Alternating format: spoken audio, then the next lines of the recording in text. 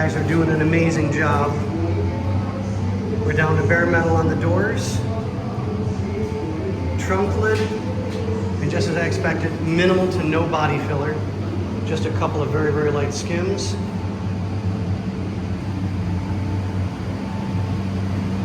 Driver's side door, not bad at all. Almost nothing to worry about. The body filler is literally paper thin. I'm really impressed with the hood. There's only 3 spots. So 1, 2, 3. And it's in great shape. I mean, they really are knocking it out of the park with this thing, paying attention to every detail. And they're doing some work on it now. I think they're doing welding. Yep. So the welding started, and as you can tell, the bad spot that's been cut out, there's holes all the way through.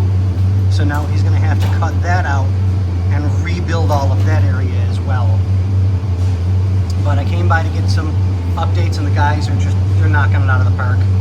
We couldn't ask for a better team to work with. We really couldn't. But on that note, guys, we'll see you on the next one.